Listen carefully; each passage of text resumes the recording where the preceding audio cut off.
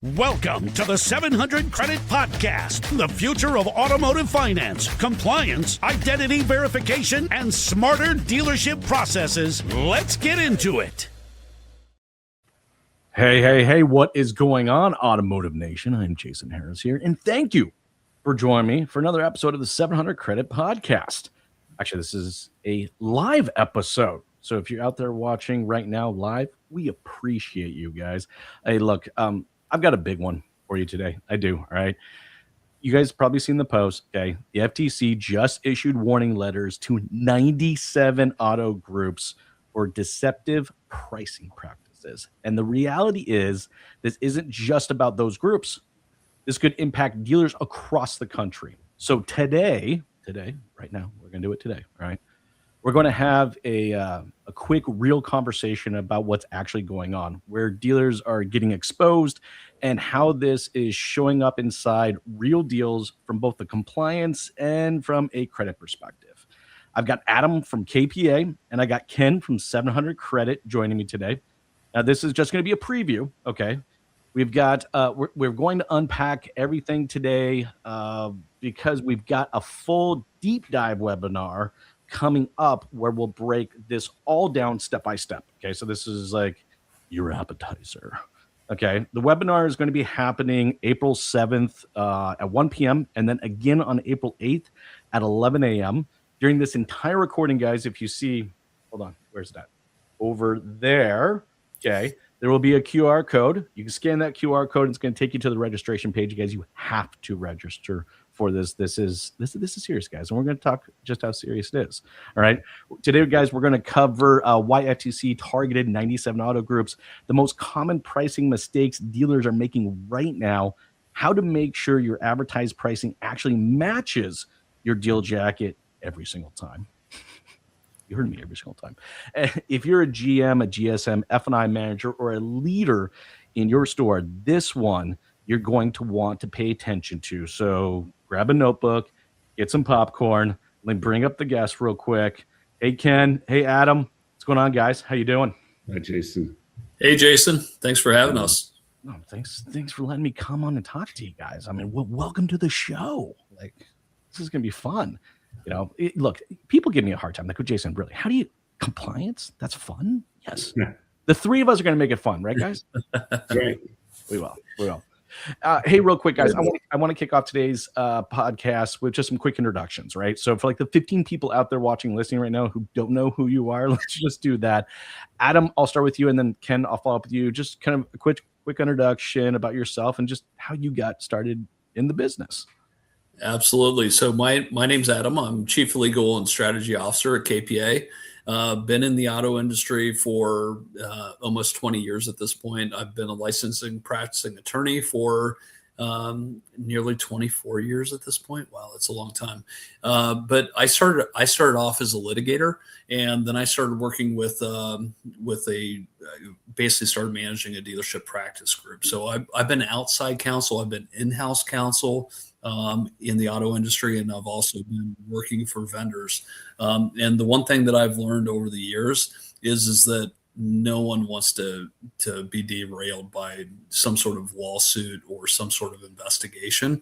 And so that's why I focused a lot longer in my career at the very end here with really focusing on, like, how can I help dealerships stay out of trouble? Avoid having lawsuits, avoid having investigations, and really focus on what they do best, which is selling and servicing vehicles. Well, I am so glad that you committed to this industry. It's one that, look, Adam, you know this, like, once it gets in your blood, dude, good luck getting it out. It doesn't surprise me. You know, it is kind of funny when we start measuring decades, like, you know, we're not going in. Now, speaking of decades, I get to tease Ken a little bit. Yeah, I hear the age joke coming. Yeah, no, it wasn't. It was wisdom.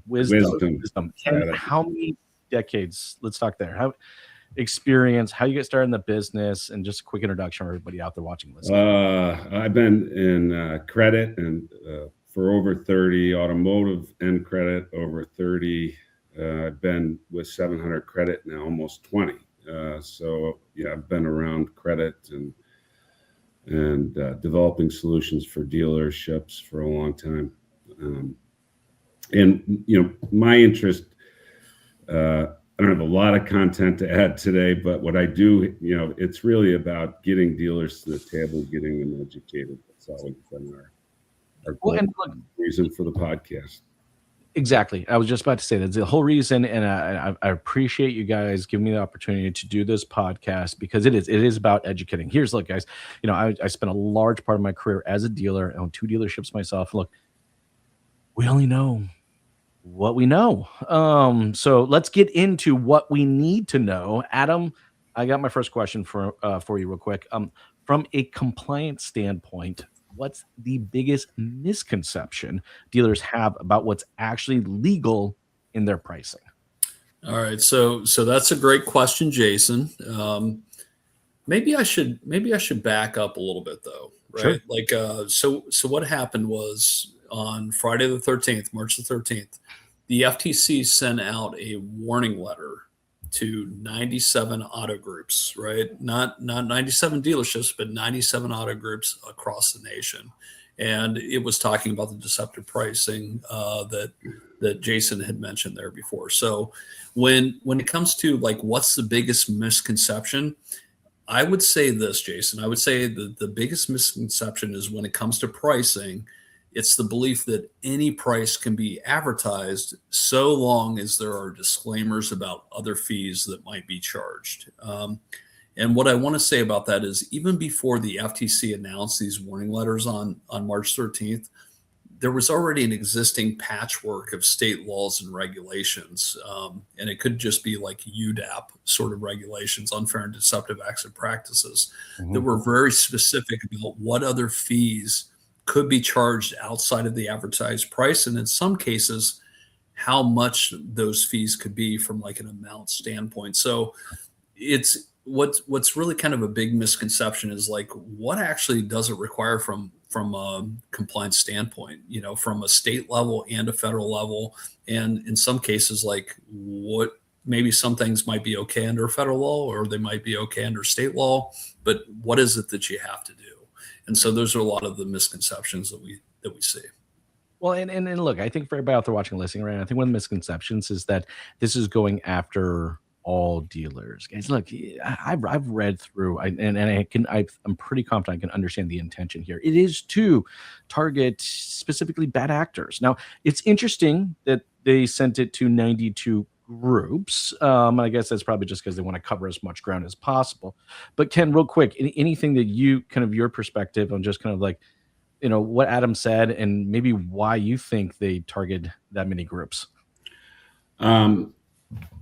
Well, based on a previous conversation I've had with Adam, I think they tried to cast a wide net to try and equal the playing ground so that everybody's starting with the same base price, right? That some dealers, when they're quoting rates to consumers, aren't telling them about built-in fees, and so are therefore displaying an inaccurate rate. And you got the dealers that are trying to, include everything and display everything, and their payments obviously going to be higher. So I think trying to ensure that everybody's aware and everybody's doing this really makes it a lot more equal.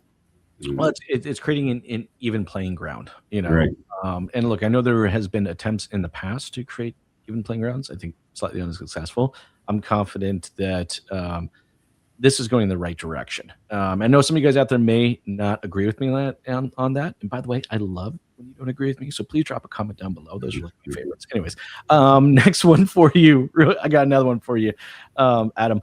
What does the FTC consider to be deceptive pricing? And that might surprise most dealers. I'm just curious. Yep. Yeah. And so kind of building upon the last question that you had there, Jason, it's not just about the dealership space. It's not just about automotive. It's about a lot of other industries too. So, in the FTC's letter, they talk about things like grocery delivery services and concert tickets and housing and, hotels and things like that. And so when it comes to this, like from the FTC's position, it's the failure or not including all mandatory fees in the price other than mandatory government fees like tax, title, and registration. Now, we're going to be discussing the interplay between what the FTC's position is here and the patchwork of state laws that I mentioned earlier and what those requirements are. And we're going to be discussing that during a webinar that we have on April the 7th and April the 8th. So if you can't make it on the 7th, come to the 8th. But the great thing is about this webinar that Ken and I are going to be doing together is that it is going to be the day after the NADA and the FTC are having a webinar where they're talking about these specific issues. And we're going to give you a breakdown and the key takeaways from that webinar. So we're going to talk about the interplay between the state laws and the FTC's position that they just came out with to the 97 auto groups on March 13th. Which, talk about perfect timing, right? Well, believe it or not, we didn't plan it. At least I didn't. Adam might have. I had no idea. Absolutely blows my no, but talk about perfect timing. Like guys, whatever you're watching, listening, this is something you need to tune into. Maybe if you don't have the time to catch, the NADA one, this is the one that's going to kind of recap and obviously give your guys' perspective from it as well. It's kind of the after the dust settles. Let's dive into it. So I love that. Ken, anything that you'd kind of like to add, or what kind of your perspective from that as well? Well, my mind just starts racing about all the areas and dealers' websites where they're advertising, pricing, outbound marketing campaigns, newspapers, but also digital retailing solutions, right? And dealers and some of these groups might be using 5-6 digital retailing solutions in individual stores. I think you're going to have to inventory to ensure that your digital retailing solutions are you have good disclosures about the additional fees that may or may not be added in, or what's not included. Right? Disclosures like, hey, this is a self-reported score. This isn't your actual score. That could impact the price. A lot of variables. I'm interested to see how they play out. Well, and look, I think all those variables ultimately end up creating a better customer experience. And look, this is something I even fought at my dealership, just even internally with even just some of our internal technologies. Like the manufacturer would be advertising one price, and just for me to try to even duplicate whatever the manufacturer advertising price was difficult. Trying to adjust the residual rates to just get right, trying to adjust the buyout rate, trying to adjust the interest rate. Like I'm hoping that not only the dealers but also manufacturers start waking this up, because as a consumer, guys, I'm a consumer. I just recently bought a car for my daughter and went through this exact same process. It's nice to know that, hey, I see that. Oh, that's a good lease payment, and I'll be able to go in and find that exact lease payment. Unfortunately, that's not always the case right now. Guys, real quick, we must have hit a chord somewhere in some algorithm, because we have over 400 people right now online watching this. So this is a very timely topic. People are very much so interested in this. So let's keep this ball rolling. Adam, here's my next one for you. Okay. All right. Sounds good. What's a simple example of dealership being out of compliance without even knowing it? Oh, man. So, look, I'm going to go back to the March 13th warning letters that were sent out by the FTC. It says, not including everything in the advertised price, like all mandatory fees, yes, with the exception of required government fees. And that would be things like tax, title, registration. So, tune into the webinar that we're going to have on April 7th and April 8th, because we are going to talk about those other fees that are commonly not included in the advertised price, things like doc fees, We're also going to talk about, from a state level, because there are a lot of state laws across the country, and some of these state laws may allow for certain fees to not be included. So what's the impact of that based on the FTC's position, and with those states that also have very strict requirements of like, hey, you have to advertise this way, and this is what it has to include, and you don't have to include that. Then, like, what does that do? Because some of you might be thinking in some of those states, like, hey, I feel like I'm in a catch-22 here. Like, if I do what the FTC says versus what the state says, then I'm going to be in trouble one way or the other. And we're going to talk about that during the webinar too. That's actually a really good point, because I've operated businesses in a few different states, and that does wildly change. Again, guys, just so you know, QR code over there. All right, make sure you guys scan it and register so we can dive deeper into that. Ken, I know, because you guys deal with dealerships across the country and all different types, and credit and deal structuring can vary wildly among some of these dealerships. What are some of your thoughts on that, as well, as far as any of the fee structuring? How do you think this affects any maybe of trying to get people pre-qualified? You think this affects anything that way? Yeah, well, I think the disclosures that and the tool's ability to adapt and add in fees and display them to the consumer online.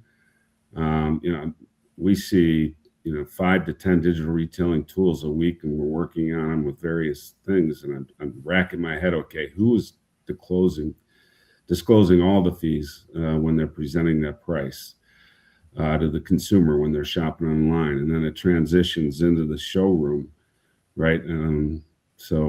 But again, I think that something I've talked about before, those tools that transition a consumer from online into the same tool inside the store, they'll have an advantage here, because that price is going to be more standardized, right? I didn't use one tool online, pushing the lead into the CRM. In the CRM, I get it. Now I'm working it in another desking tool.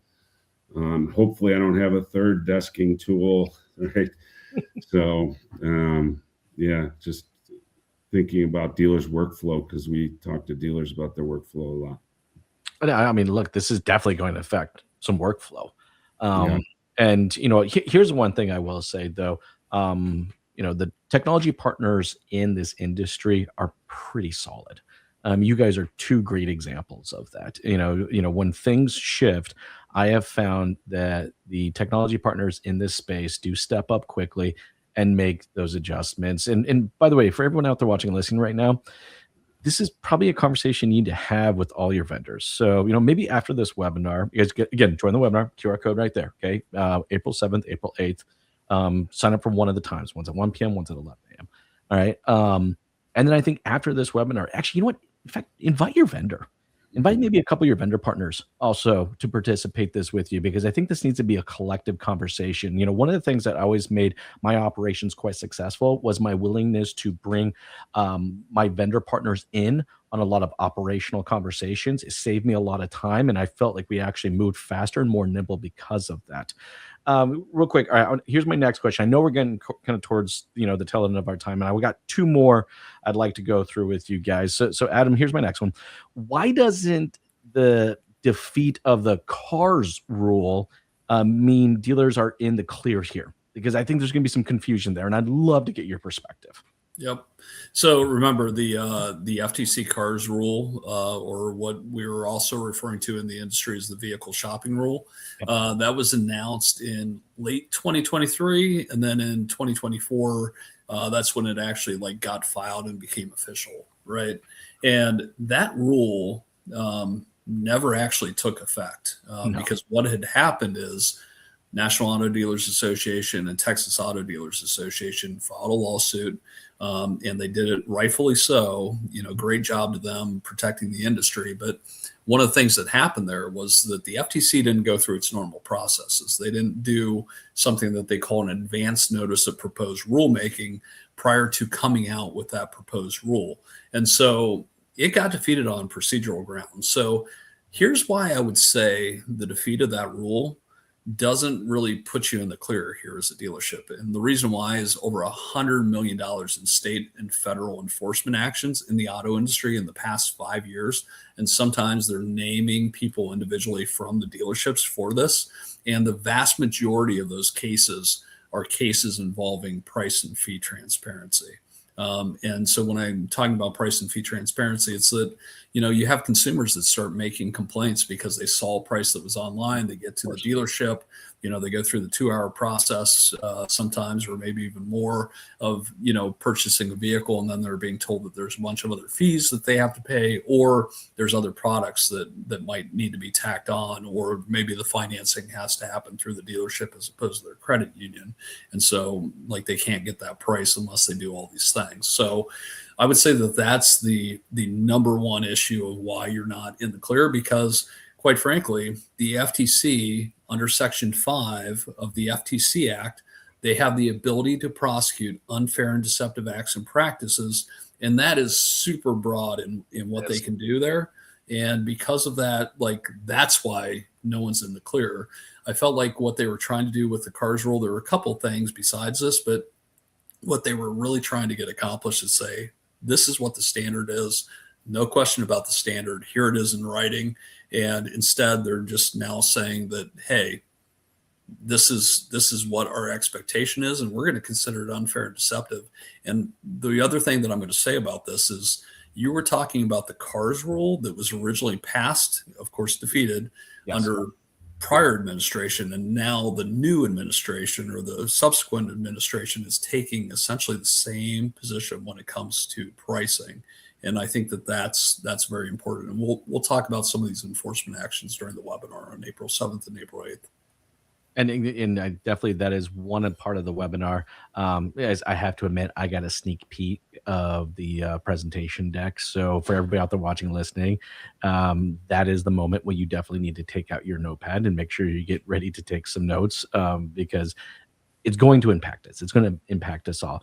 Ken, I'd love to kind of get your perspective of just, I'm sure you've had some type of conversation like this with some of your dealers and your partners right now. So I'd love to kind of get your thoughts on this as well.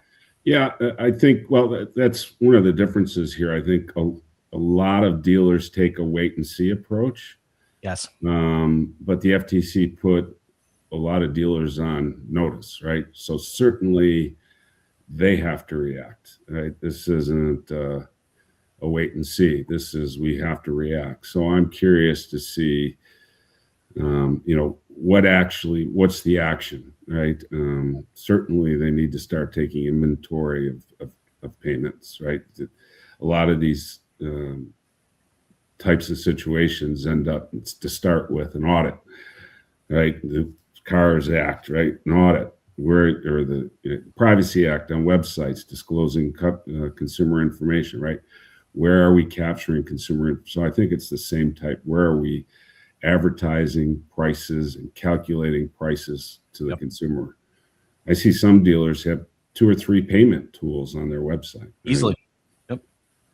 And not only that, not only the payment tools, but then the manufacturers got payment tools. And then the third-party websites, they have payment tools. And I guys, you show me one example. One, I would love, and it doesn't exist. I know if I could literally pull all 3 websites up. So I'll pull the dealer's website, the manufacturer's website, and the third-party website. I can guarantee you none of them are actually, in fact, the gap could be quite high. Anyways, I digress. I'll get off my soapbox. I'll save that for the webinar.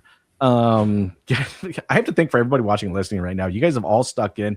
I'm amazed. I'm seeing more and more people jumping on this call. So guys, again, if you just joined, there's the QR code.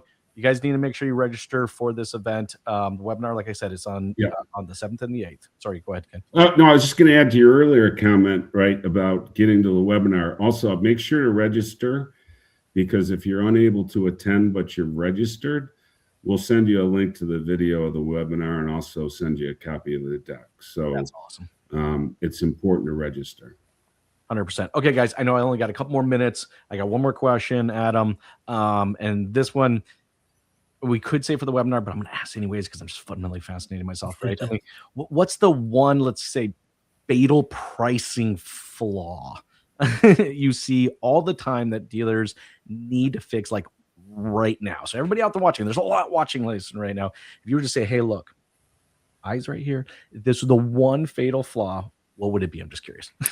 Yeah. So Jason, I would say it's not just about what the FTC has recently just issued, but what I would say is that it has to do a lot with all the other disclaimers that are made. And there were already a lot of different laws and regulations that apply to dealers, right? When it comes to, things like Regulation M and Regulation Z, right, for leasing and for sales. Like there are certain disclosures that have to be made or certain triggering terms and then disclosures that have to be made along with those too. But one of the things that we commonly see is you will have the disclosures that are at the bottom of the web page. And I might scroll down past other advertisements for other vehicles through that process. And then I'm finally getting down to the very bottom where I'm seeing that. And that's a major issue in and of itself. And if that disclosure is like super small and someone can't really read it, like that's a problem. So it really should be right up there with the price. Like any sort of other disclosure should be right up there with the price, and it should be can't miss, right? The standard is clear and conspicuous, but it should be can't miss. And the other thing is that when it comes to, really trying to fix things, here's how that should occur.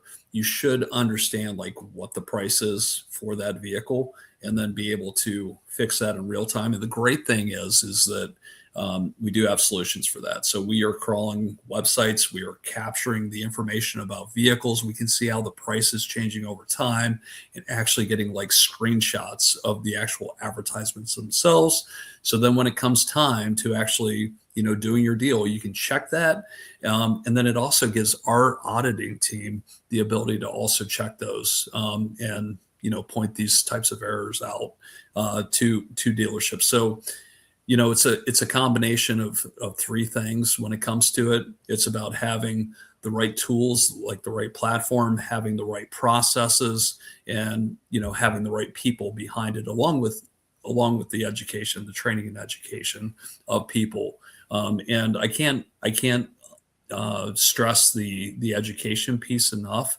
There are certain requirements when it comes to like what's a required training, what's not required training. But, when it comes to people understanding what their obligations are and actually complying with the law, unless you are going through the process of investing in your people and educating your people, you can't just expect that they're going to automatically know, what's required and what's not required. So training is going to be another important element when it comes to, focusing on like doing what's right from a marketing and even just a salesperson talking about a vehicle. Anytime you're talking about a vehicle, whether it's in person, social media, your website, that's considered an advertisement, and these advertisement laws end up applying. No, and look, I think that's super important because I think this is not just a good idea around necessarily advertising. This is something that, to your point, it fundamentally affects just the way that we communicate altogether, right? Like this is the way when we're text messaging or if we're emailing people, even if we're just out having a conversation with someone, But look, at the end of the day, this creates a better customer experience when everything is aligned. I can tell you right now, as a consumer, I've bought a bunch of cars myself. All right, this means a lot to the consumer when things are aligned.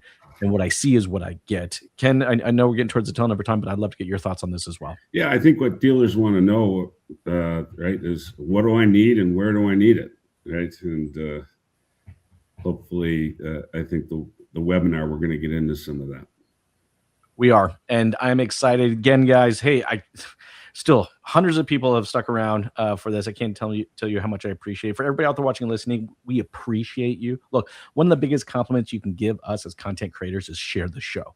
So if you have a manager or a colleague or another leader in the business right now that needs to see this and sign up for that webinar, please share the show. It means a lot to us. Real quick, Adam and Ken, before I let you guys go, I do consider you guys to be one of the best vendor partners in the space.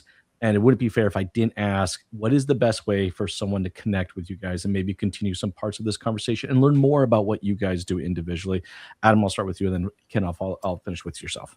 All right. Well, I would say number one, come to the webinar on April 7th and April 8th. We'll talk about what the problem is, and we will talk about what the solution is, and the solutions that we have to offer. If you're looking to come and reach out and maybe have a conversation with KPA, please go to kpa.io.